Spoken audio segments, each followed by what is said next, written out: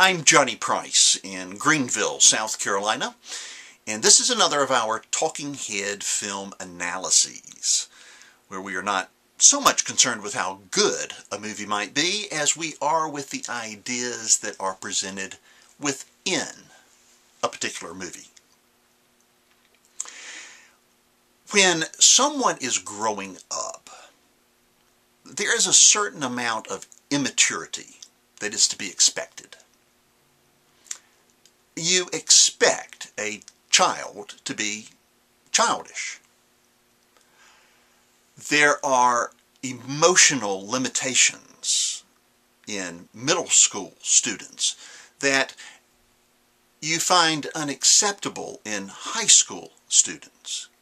Because whereas high school students certainly have their fair share of immaturity, it is expected that they are still progressing and moving from immaturity toward maturity. But then an interesting thing begins to happen after high school. Some people continue to mature. They gain depth of character, a greater sense of responsibility, and more wisdom. While others seem to simply stall out. Now, they usually continue to learn how to act grown up and to carry themselves with an appearance of adult sophistication. But when you get near them and begin to deal with them, you begin to discover that maturity is no longer determined, much less predicted, according to a person's age. It is this phenomenon that forms the portrait of Mavis Gary, played by Charlize Theron, in the film Young Adult. Written by Diablo Cody and directed by Jason Reitman. And incidentally, Cody and Reitman were the writer and director of the hit movie Juno. There is another phenomenon that informs this film, and that is the high school experience, especially given the way high schools are structured within the United States. The experience of the social dynamics within a high school make these years inordinately formative for a young person. Where they live in the social hierarchy that inevitably forms in every high school may very well be a strong determinant in what they do with themselves as adults. Some people actually peak in high school, and they look back and they see those days as their glory days and wish they could go back. Or, in some cases, refuse to actually ever leave.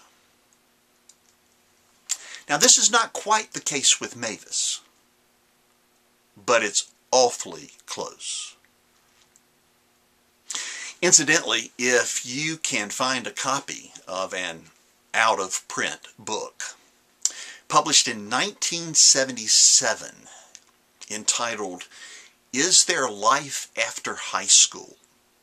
By sociologist Ralph Keyes, it is still one of the best books exploring the subject of the high school experience and its long-term ramifications in a person's life. Or, if you have a Kindle, you can download it for $9.99. Well, there is also a third universal truth that informs this film, Young Adult, and that is the penchant that we all seem to have to look at other people, especially those that we consider more successful than ourselves, and assume that they have no problems, and so we covet their lives. Now, at this point, I have to encourage you to go find the poem Richard Cory by Edwin Arlington Robinson, or the 1965 recording based on that poem has the same title, Richard Cory, by Simon and Garfunkel. It's on their second album, Sounds of Silence. Or it's covered by Wings on the album Wings Over America. Or you can find Van Morrison's alternate version on YouTube. However, all of that aside,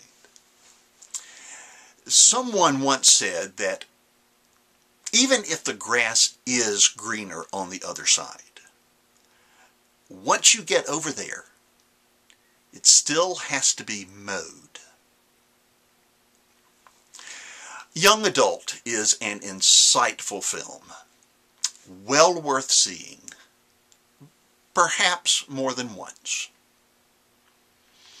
I'm Johnny Price, and this has been another of our Talking Head film analyses.